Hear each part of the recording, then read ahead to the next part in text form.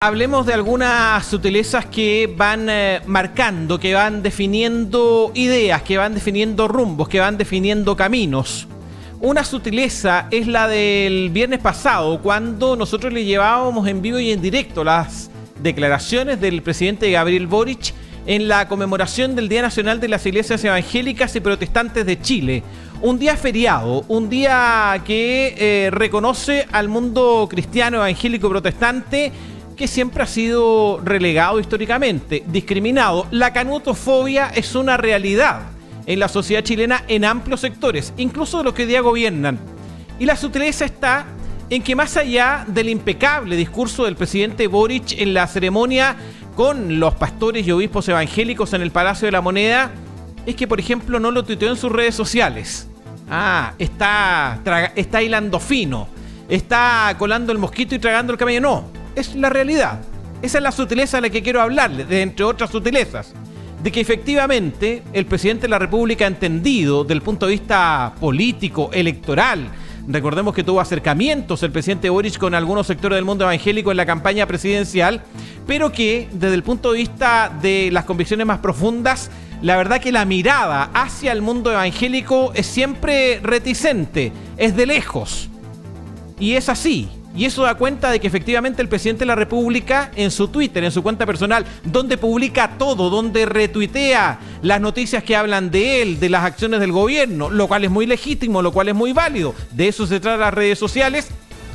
En su cuenta personal no se transmitió la ceremonia y no hubo una palabra respecto de la ceremonia que él mismo encabezó en el Palacio de la Moneda.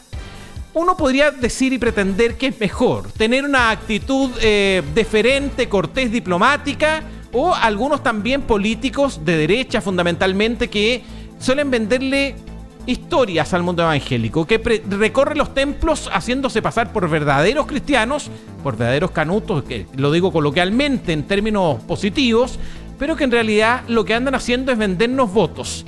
Y aquí recuerdo también, a propósito de la deferencia que tuvo siempre con el mundo evangélico el presidente Sebastián Piñera, recordar que en la historia de la realidad de las últimas legislaciones fue él el que promovió la posurgencia, por ejemplo, el matrimonio entre personas del mismo sexo, que del punto de vista del mundo evangélico es cuestionable, es crítico el mundo evangélico respecto de estas agendas, respecto de estas políticas. Pero así funciona la política. Y más allá de esas sutilezas, hay que destacar lo que ocurre precisamente con el mundo evangélico en Brasil, donde acaba de terminar la elección más reñida de la historia, donde el mundo evangélico, que es mayoritario en Brasil, más del 50% de la población brasileña de 213 millones de habitantes, asume que son evangélicos protestantes.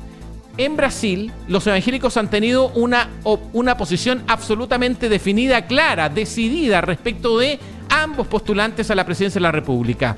Y da cuenta esto de lo que ha ocurrido tras la elección presidencial del domingo 30 de octubre, cuando se impuso por un estrecho margen Inácio Lula da Silva, con un fuerte respaldo del mundo evangélico. Mire, la estadística dice que cerca de 20 millones de evangélicos fueron a votar por Inácio Lula da Silva en la elección del domingo pasado. ¿Qué dicen algunos que apoyan a Jair Bolsonaro? Pastores importantes como Silas Malafaia, que tiene una tremenda iglesia en São Paulo, o el pastor André Baladao en Minas Gerais, que apoyaba fuertemente a Jair Bolsonaro. Han dicho que efectivamente en el mundo evangélico hay posiciones distintas desde el punto de vista de la política. He escuchado a algunos en declaraciones formales del punto de vista de sus liderazgos pastorales anunciar las catástrofes más grandes para Brasil después de haber sido electo Luis Inácio Lula da Silva. Y lo que quiero decir, y lo hemos dicho en otras ocasiones, es que el mundo evangélico debe convertirse en un actor relevante de la sociedad, pero no se debe espiritualizar de ninguna forma lo que ocurre en la vida pública y en la vida política. Aunque yo creo que todo es espiritual. Lo que hacemos en comunicaciones, lo que hacemos en periodismo, lo que hacemos en las noticias, lo que hacemos en los negocios, todo es espiritual. Estamos claros en eso. Pero sobre espiritualizar o sobredimensionar lo que ocurre frente a uno u otro suceso político podría constituir un error y podría ser el inicio y la semilla de una manipulación de las conciencias de las personas. Y en eso caeríamos en el error y en el juego de los políticos. Porque los políticos, cuando ven al mundo evangélico no lo ven desde el punto de vista de su agenda, no lo ven desde el punto de vista de su aporte en los distintos ámbitos de la sociedad. Los ven como números electorales. Y es allí donde nosotros tenemos que tener la capacidad estratégica, los que somos cristianos, los que somos evangélicos, los que estamos en medios como estos, los que levantamos nuestra voz para influir en la sociedad, del punto de vista de las distintas esferas de la acción social, en tener la claridad de que no podemos ser objetos de la manipulación política de nadie. Y en este contexto y en estas sutilezas, yo quiero recordar un dato de la causa. En Chile también tenemos un fenómeno similar de algunos líderes espirituales, de algunos líderes religiosos evangélicos que apoyan a la izquierda y otros que apoyan a la derecha. Fíjese que en la celebración del 31 de octubre en el Palacio de la Moneda no estaban todos convidados, no estaban todos los obispos, ni los liderazgos, ni los pastores invitados. Habían unos que invitados en primera fila, pero que responden a la agenda de los gobiernos de izquierda. Por eso es que algunos no estaban presentes en esa ceremonia. Y si cambia el gobierno, y el gobierno fuera de derecha, en la primera fila estarían otros, en la primera fila de las ceremonias oficiales del gobierno. Y en esto tenemos que tener la claridad y decirlo a rostro descubierto de que en esto la Iglesia cae en el tremendo error de dividirse por cuestiones políticas. Fíjese que si de verdad nos importara la agenda valórica, nos importara la agenda espiritual, si de verdad nos importaran los temas definitivos de la sociedad a la cual aspiramos, aquella que está cimentada bajo los principios bíblicos desde el punto de vista de la acción pública, entonces tendríamos la claridad de entender de que una casa dividida contra sí misma no va a prosperar.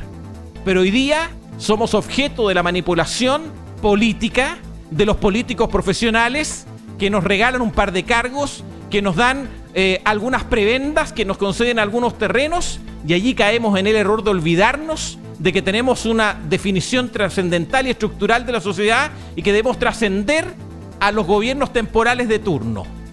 Y ahí está el error y el desafío. A mí me preocupa que en el caso de Brasil, por ejemplo, la Iglesia haya terminado dividida cuando tiene un propósito eterno del cual hacerse cargo. Y me parece que en el caso chileno, sin tener tanta influencia ni tener los números que tienen en Brasil, caemos significativamente y sistemáticamente en ese mismo error. Los políticos manipulan a la iglesia evangélica en particular, te estoy hablando, que es el público que nos escucha a esta hora. Y nosotros nos dejamos manipular por prebendas, por regalías y por cuestiones intrascendentes, cuando nuestro objetivo debe ser prioritario, debe ser mayoritario desde el punto de vista de aquel mandato que tenemos que es trascendente. Usted sabe de lo que le estoy hablando y ojalá que no caigamos y no sigamos cayendo en el error de la manipulación, de esa manipulación sutil, de esa que nos habla en los grandes eventos, en los palacios del gobierno, pero que cuando se trata de legislar, cuando se trata de abordar los temas de la sociedad, se olvidan de nosotros de una manera deplorable.